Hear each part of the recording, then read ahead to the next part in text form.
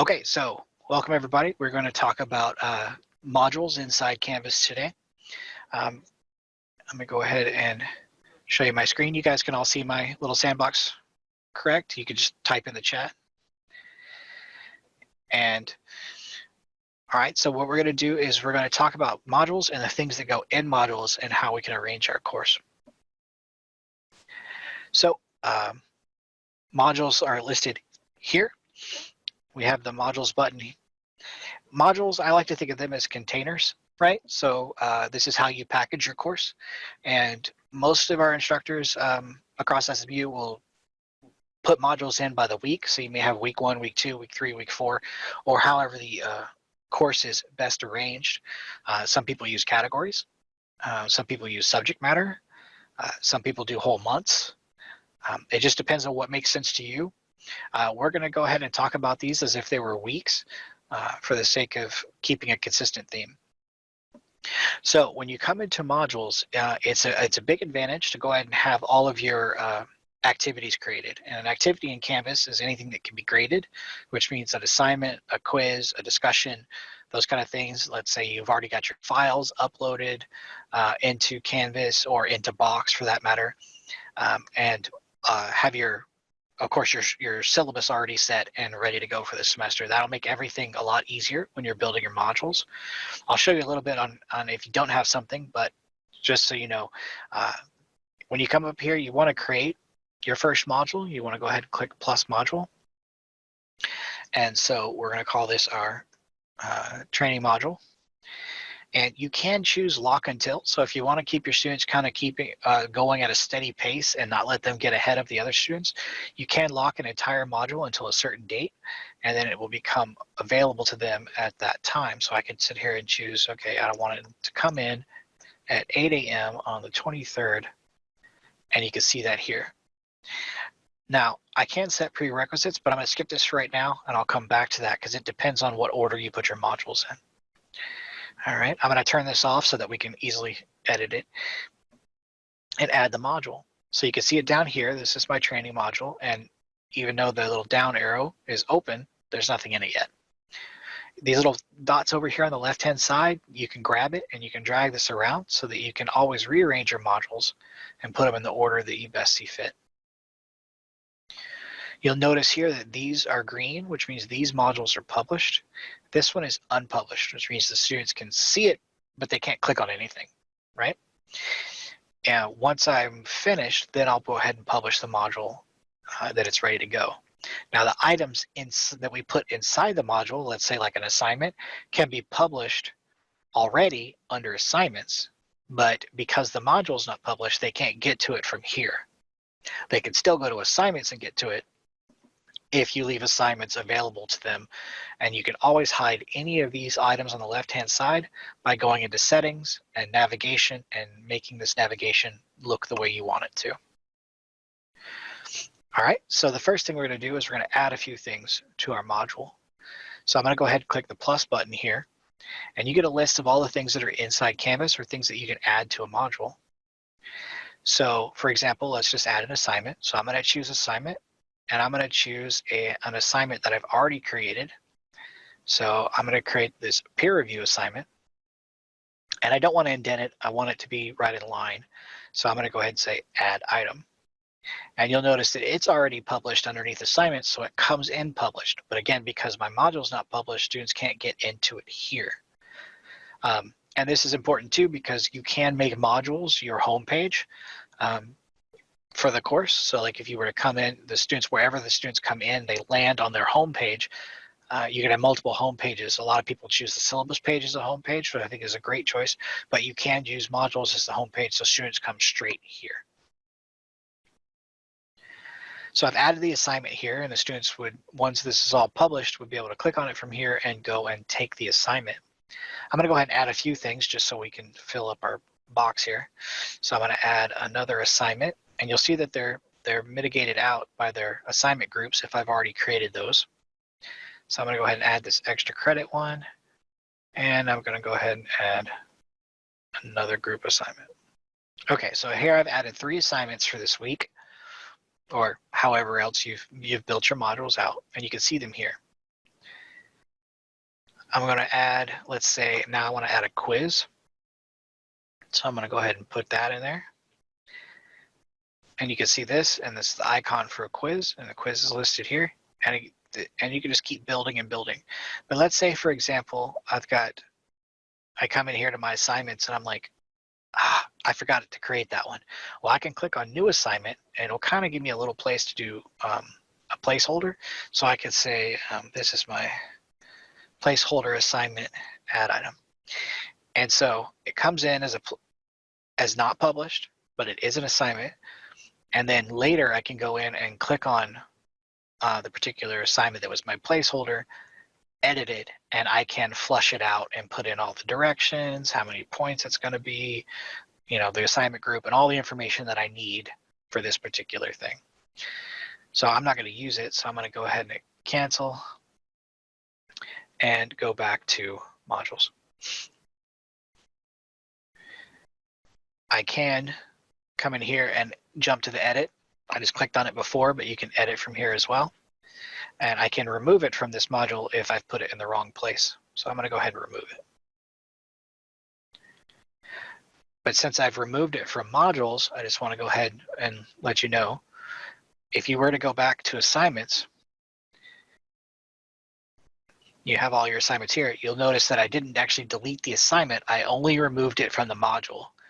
Again, some modules are like containers, right? So you're putting things in them, but you're not actually affecting with the actual assignment. So if I want to delete the assignment entirely, I'll need to go to assignments and I'll need to delete it from here. It was unpublished. Students wouldn't see it, but I just want to be clean with what I'm creating. So back in modules. I go in. If I want to, again, assignment, quiz, pages, discussions, those would all pull from the things you've already created, or you can do that create new placeholder that we just showed you. I can also link a file. So if I click on file, you can see all the files that I've uploaded to my course, and I can link directly to them. So let's see, there we go. And I can add that, and you can see it gives you a little attachment icon. When the students would click on this, they would be able to open that Excel document. Let's look at some more. So you can do external URLs. So if you want to send them to a particular link to read an article or something like that, you click on URL and you can just paste, the URL, whatever it was in here, but you don't have to leave the URL as the name, and I highly recommend you don't. So put in a page name and we can just say NASA. You can choose to let it pop, create into a new tab, or it'll show up right here in Canvas on the right-hand side. I'm not going to create this URL because I didn't actually flesh it out. And then the last thing you'll notice on here is external tool. External tool will allow you to choose any of the plugins that we've got integrated into Canvas. For example, if you created a video quiz in Panopto, you can use the external tool to click on Panopto and then select that video quiz. You can also select any video in particular that you might want to show them. So let's go to Panopto. And I want them to watch this video. And these are all make sense. I don't want it to autoplay, so I'm going to go ahead and click Insert and Add Item. So you'll come in, it looks like a hyperlink, but it is a link to that video in particular. So I'm going to go ahead and publish that. And let's add one more of these external tools just to show you some more. I'm just showing you all the ones that are in here. So you can link out to any of these objects that you might have already created, or if you have like publisher content, you can link to that if you have the publisher built in. The other one, of course, is we have Box. If you have a large file in Box, like a movie or a huge Excel document, something like that, so you can click on Box. You can say select from Box, and then it'll pop up your box. And I don't know if this shares, I think it's sharing over. You can look in any of your folders and find any particular item that you might be looking for. And the thing I want to note here is that when you finally choose something that you want to share with the student, you'll need to click on the bubble and then you can say choose.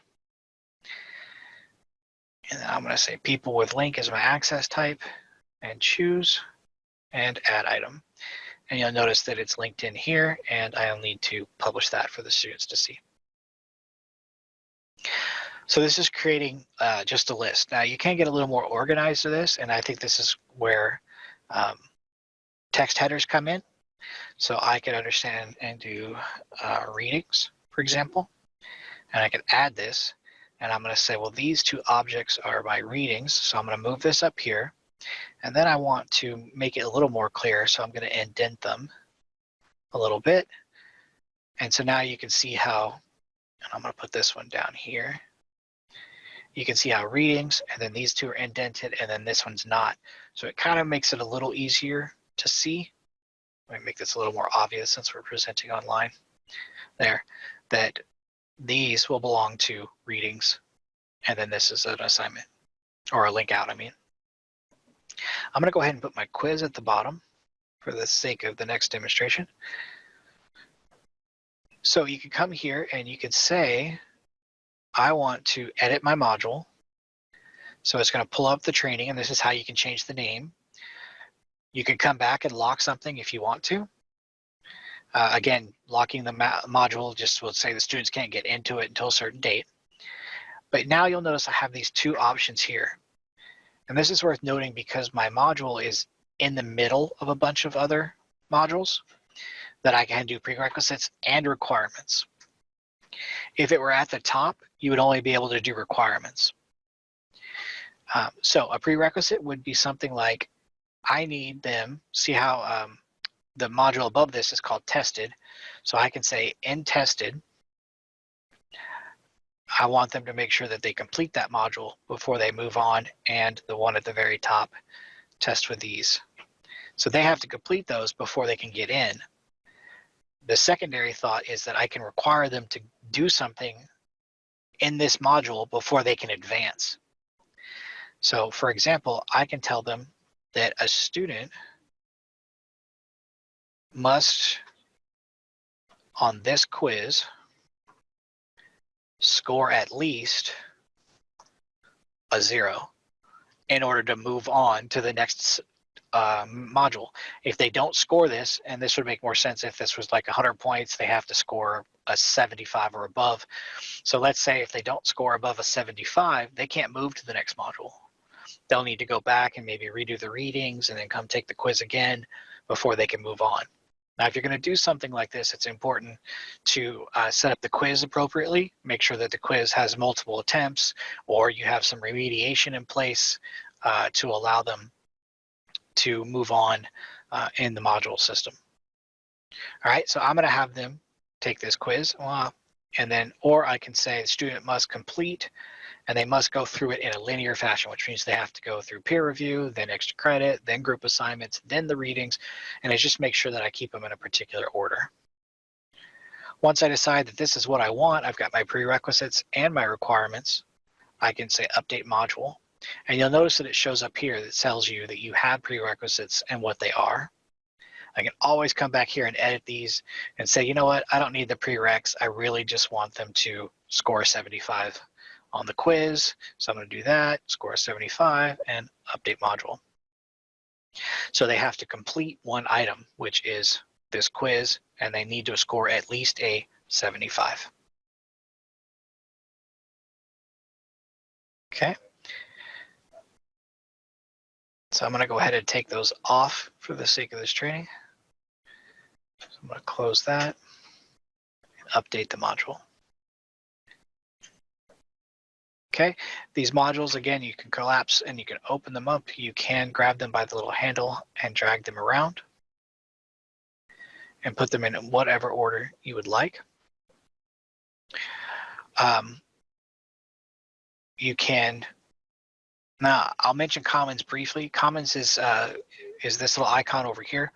It is a place where you can share information. We can create groups where you can share amongst like an entire class. Like if you have 4 or 5 of you who are all teaching the same course and you want to share assignments or share modules or even share an entire course. Let's say one of you is really tech savvy and built this wonderful course and they're willing to share the whole thing. you can put it into Commons and share it amongst yourselves. You can also get things from Commons. If you were like thinking, this assignment's pretty dry, I need to figure out a better way to do, this particular aspect, you can go into Commons and search, like higher ed education classes only, chemistry, and we're going to talk about isopropyl alcohols. And you can narrow all that down and pull assignments or pieces of other courses in, and that's what Commons will do for you. Right now, you do have the ability inside Canvas, whether it's an assignment, a page, a discussion, that kind of thing, to share those assignments with each other and with other people. So you don't necessarily need Commons unless you're looking for something outside to bring into a particular module.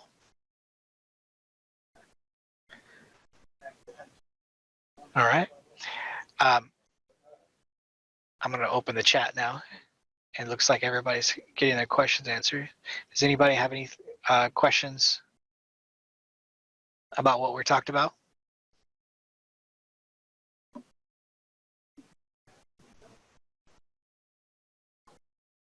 Okay. Then the last thing I'll show you is this information up here. You'll be able to, you can click on the three dots, and that's where you can import your Commons favorites. If you've gone into Commons and you found a whole module that you really love about your topic, you can import that here. And the last thing is view progress. And this allows you to see by student where they are in your modules. If you've set up prerequisites and set this up in a very linear fashion, this will be very useful because you'll be able to see what they've completed and what module they're currently on. Unfortunately, the modules don't break down. So like if I've done this module here, I can't see what assignment they're on, only that they've completed the entire module or they haven't unlocked a module. So see, like this is unlocked, but these two are still locked, and they jumped ahead because I didn't lock these. So they were able to finish those. So again, it doesn't break down, but you'll still be able to see the progress of kind of where the student's at inside modules.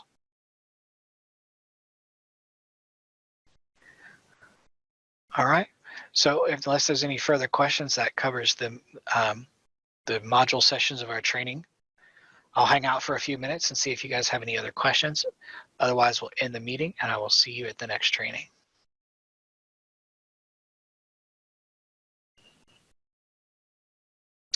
We do have a training coming up about assignments. It is next.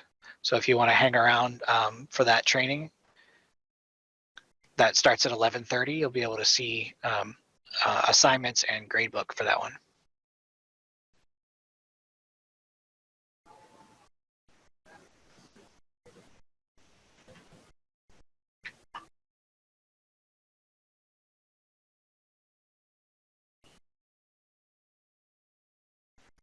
All right. So let's see, is modules the best place tool to manage stuff in Canvas? I do highly recommend that you put modules inside Canvas in order to arrange everything. And that you can kind of arrange all the assignments here. If your class is, if you're just doing this to say cover the 2 weeks or so that we're coming up, you may not need to get modules all built in. But if you are going to use your Canvas course for the entire semester, I highly recommend modules as a way to organize everything. Yes, assignments and gradebook. Yeah, that's the next session at 11:30. Tests and quizzes. We'll cover a bit of that. We did a bit of that in the intro, and we'll cover more tests and quizzes in the maintaining a connection training that comes up this afternoon. No, you can't link modules to discussion boards. You link discussion boards to modules. So they would be inside a module. You can't link back, but you can do, let's see. Let me show you real quick. So you have the URL here for modules. If you're in a discussion, you can say, take a look at this, and you can click on modules. And the only thing is like if you say, we'll put that training one, for example, and you kind of link to that. When they click on it, it's just going to take them to the modules page. So it's sort of works, but it's also just like saying, hey, go to modules, or giving them the URL to the modules.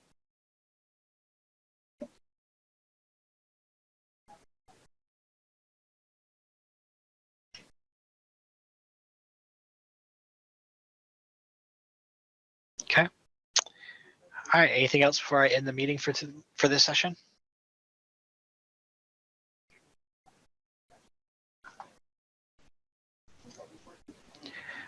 All right, guys. I want to say thanks for coming, and hopefully I will see you in the next session.